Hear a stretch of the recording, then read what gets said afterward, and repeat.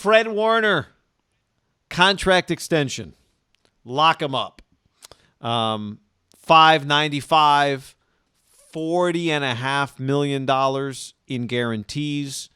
And I don't think there was much drama on this one, right? Trent Williams, as an example, was a free agent. This is an extension. Trent Williams was a free agent, and that was a lot of drama. There was not a lot of drama here. However, anytime you have one of the best players in the NFL who is playing on a very team-friendly contract, until you get it done, it's just going to be a big deal, right? Will he get to free agency? Will you end up franchising him? Will he hold out? We've seen it a million times. And somehow with the Happens Niners, all the time. Like with Kittle and with Fred Warner, some of their best players have been pretty drama-free, but it's not necessarily maybe drama is not the right word. It's been less dramatic than it could be, for Kittle and now this year for Fred Warner.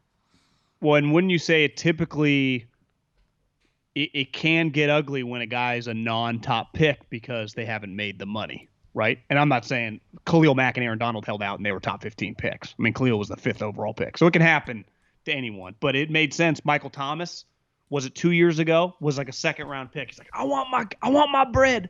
As they say, I want my bag. Give me the bag. Bag but alert. it's like, Major bag alert. Well, that's when you're making 3rd, 4th, 5th round money, would make sense. But here's what the Niners think about this guy. They have truly benefited the last 2 years from signing, we'll see how Bosa comes back, but their 2 best players over the last really 3 years, Fred Warner, George Kittle.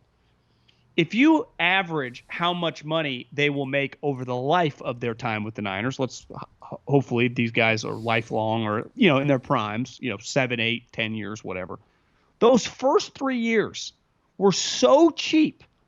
And then because of the positions they play, which to me is kind of nuts and a little antiquated, like, I don't know about you, but I've watched Navarro Bowman or Bobby Wagner or these guys, Ray Lewis in his prime. They can take over a game. They make every fucking tackle in the run game. They pick balls off like Luke Kuechly. Like, okay, a pass rusher is worth $25 million a year. Well, if I get the best middle linebacker, that guy has close to that value. Yet their money of real dollars, and you and I are big believers in, you can give me the fluff number, but like you can say Myles Garrett signed for $200 million. The number that truly stood out was like, damn, they gave him $105 million. Yeah. Or damn, Joey Bosa got all this money. He got, I think it was like $102 million. That is a lot of real money. Remember Khalil Mack when at the time got 90. I was like, damn, this is close to quarterback money. And really some of the Aaron Rodgers, Russell Wilson, Khalil was way more than the Derek Carrs and the Garoppolos and even like the Cousins. Like he was getting more money. So it was a lot of cash. They have gotten 2 guys that I'm pretty sure Kittle was like $30 million.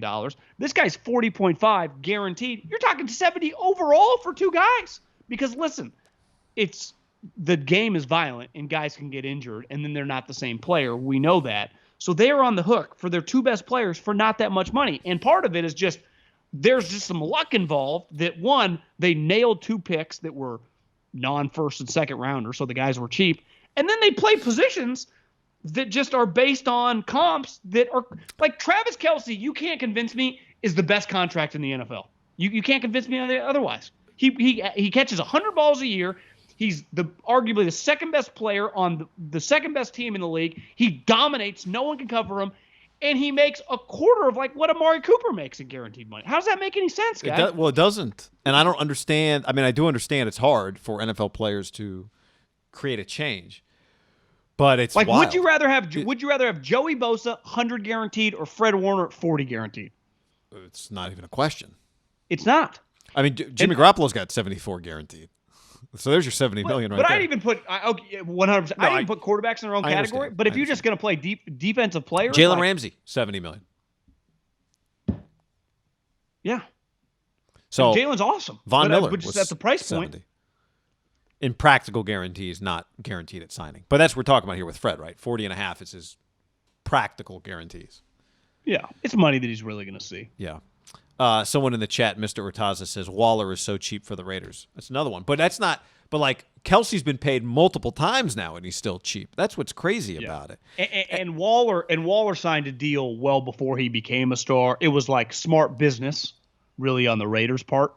Yeah. But now he's at a point in time where, back to what you said originally, like the Niners haven't had to do. If I was Darren Waller, it's not crazy if you're just like, I'm not showing up at training camp until we rework this deal, right? Because even if you rework it, it's like I'm not going to cost you $100 million. Give me 25 guaranteed or whatever, right? Yep. I'm not even asking for that much. And that's what the Niners have been lucky. Like Bowman and Willis, their two best players over a 20-year span were middle linebackers. It always seems to happen with them. The fact that they've got a linebacker and a tight end as two of their best players, not like two corners, saves them a lot of money. Well, they haven't had a corner. Alden never made it. Alden never got there, and they've never had a receiver. If Ayuk, right, or Debo, like maybe that could happen. Feels like more so Ayuk could become if one of them. But you're still a long way away from that, right? You're a long way only away. A second year. I mean, they paid Trent Williams, left tackle. That's premium. But as you were saying to me before the podcast, it would have been one thing if he was 26 years old and it came time to pay Trent Williams, right? You agree he would have got way more than what he got Absolutely. if he was 26? And they had to, there was a war for him. I know. Even quarterback, right? Like you don't love paying Jimmy Garoppolo $26 million next year or whatever it is this year. But at the end of the day, you can walk away from it. Kaepernick's they could have cut him for nothing this year, guy. Kaepernick's contract was team-friendly. Joke. Yeah, it was a joke. I guess maybe Alex's rookie contract, but that's pretty much out of your control. So it's wild. I think the other thing too is I did talk with someone with the Niners, kind of saying like, God, you guys are getting. They're like, well, I mean, if Nick comes back like we think he's going to, just wait. Well, that's something where you don't have like there's no team-friendly deal. One with the Bosa's and two just with that position. Well, Bosa's not showing up to camp, you would think, without setting a record. You would say, do you think he holds out by next year, going into year 4? Yeah, I mean, it's tough, right, if he doesn't like play a full season or is hurt. But if he just has the year that he's capable of having, I got to think you've got to pay him or you'll eventually pay him because he holds out. But the only way he's not holding out is if he gets the record, a record level type neighborhood contract. 15 sacks, or let's just say 15 sacks, and he's in the mix for Depoy. Are we talking $105 million right off the bat? Talking more than Joey. Yeah. Yeah. A healthy year. So, the other thing about Fred Warner, really quick, I don't want to jump the gun here. Thing about Fred, like he doesn't miss any time. Like I'd already be a little nervous, even if Nick doesn't miss a game. Like just look at his history. Like even Kittle. The good thing about Kittle is like I don't trust that he can just play like 3 straight years, 17 games, but I'm not paying him that much. Right. Right. The hard part is once you get, and that's even Fred. Like Fred missed a couple games. I'm not the pressure on Nick that would be. I mean, close to triple Fred is like I can't afford to have you missing much time. Right. Ever. I know. It's already a problem with Joey. I know. That's where the Niners are lucky. Like 40 is a lot of money. Don't get me wrong. I would die for $40 million. But in the NFL, like Amari Cooper got $60 million 2 years ago. And this is not a first-round pick. That's the other thing that makes it feel so valuable, right? It's Navarro-esque, right? 3rd-round pick. Just you hit a superstar. And it feels like he's Navarro, a good guy. People like him. Yeah, and that, right? I think John Lynch said that, like, just leader, your the whole thing. Total package is what Fred Warner is. And he's perfect for the NFL he plays in. Did you see the next-gen stats, like, 2 weeks ago on NFL.com produced, like, the top 10 coverage stats? No. And it was like, you had to have 300 reps, and then you had to have at least 40 targets in coverage. And then it had a whole formula with, like, how many, the catch rates, like how many catches you gave up in coverage and the passer rating against you and all that. And it was 9 cornerbacks and Fred Warner on the list, on the rankings. It was Xavier Howard was one, Jair Alexander. Is that what you just said? Yeah. Yeah. No, I said Jalen. Was he in the? Jalen was not ahead of, again, this is where you go, well, does this mean he's better than that guy? Not necessarily. I forget who was 3. Maybe the Packers have a corner who might have been. Well, 3. Jair Alexander is the Packers corner. Maybe the Dolphins have. Whoever was 3 was 3. Oh, was he a Bronco maybe? And then Fred Warner was 4. I bet Casey Hayward was up there. He's had a good couple year run.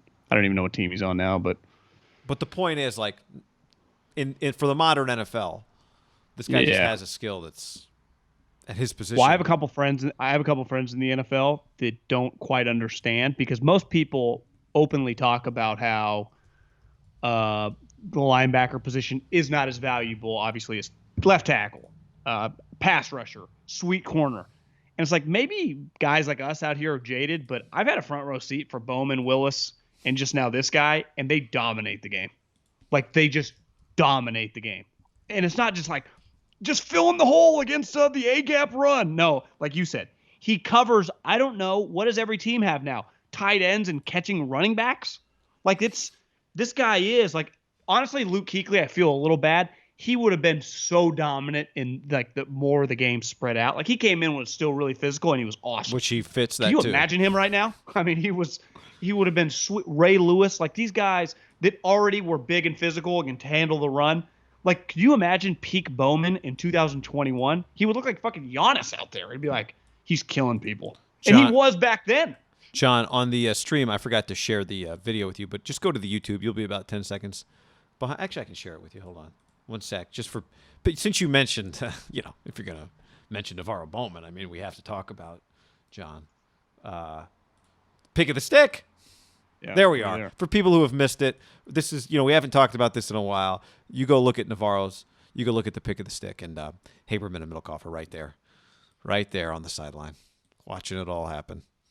Anyway, I could use that body mass index, that percentage. We have to bring that photo back again.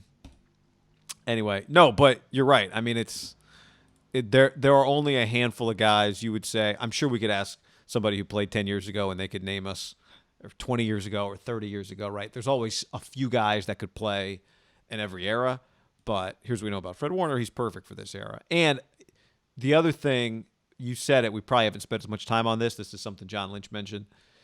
It also makes you feel really good when he's, one of the leaders of your team. When your best players are your leaders. It's just, that puts your team in a really unique position. Well, when I ran into at the gym with Romanowski, probably within the last couple of months, and he showed me the Bill Walsh playbook from like '88 when he was a rookie, I asked him, like, would you have struggled in today's NFL? He's like, no, I was one of the faster cover linebackers when I came in. That was part of my deal. I think because he was so tough, we viewed him as like, God, Romanowski was made for like the 60s and the 70s. He actually could run and cover. He's like, I would have died to play now. I'll check tight ends till the cows come home. A lot of guys, when I came into the NFL, it's crazy how much things have changed in 10 years. We had two things that were very specific, and every team did. A two-down Mike, that does not exist anymore. Because It's like, they're going to run on first and second down, pass on third. And change of pace running back, a.k.a. a guy that you would put in a passing situation. It's like, what the fuck? No one talks like that anymore. Who would want a Mike to only play the run? That guy's really kind of useless if you play teams that throw it 75% of the time. And a running back that can't catch. Like, honestly, if you notice the last couple of years in the draft, if you can't catch and you're a higher rated guy, people question you. Like, I don't know if I'd want this guy.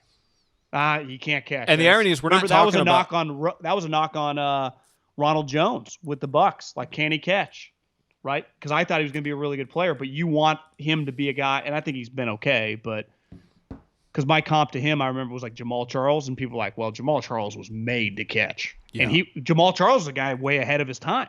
LT, right? Christian McCaffrey, it's why he's such an elite player right now. You got to be able to do it all, and that's where Fred Warner, like, if you play Christian McCaffrey, who's running around after Christian McCaffrey?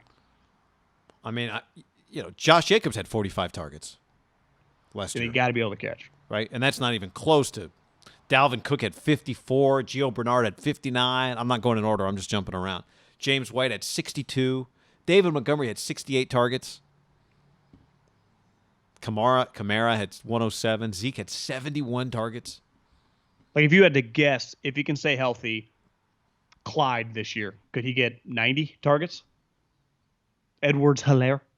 Yeah, how many games did he play last year? He was banged 2, up. 3. Yeah, he had a couple eight target games. Just looking at his game log. How many total targets? 54. So 75 to 80 is probably not out of the realm of possibility. No, because I think you would see on a conservative level, we could just say, yeah, five a game is 85. Oh yeah, with the extra game, huh? Yeah. So I mean, it doesn't take much. Doesn't take much. I'm going to steal this from Michael Lombardi because I think it's really, I think it's just true. And we've seen it on the opposite end with the Raiders for years, right? Their middle linebackers are just so terrible. When your middle linebacker is slow, your defense is slow. And when your middle linebacker is fast, your defense is fast. That doesn't mean every guy on your team's fast, but you do feel faster. Right? When you watch the Bears, why do their deep Roquan and Trevathan are flying around fucking like crazy men? Well, think about it. They're the fulcrum of the deep, meaning like they're the person that's closest to the quarterback and closest to the safety, right? Yeah. In theory. They're everywhere. I mean, they change your defense. And I come from I don't come from an organization. I worked for Davis High School. Yeah. The Eagles, they fundamentally do not believe in middle linebackers. And if one of the Eagles guy I tweeted said, just to put in Fred Warner's contract into perspective, the Eagles paid a total of $5 million on a $198 million cap last year, 2 linebackers. And I think it's a mistake.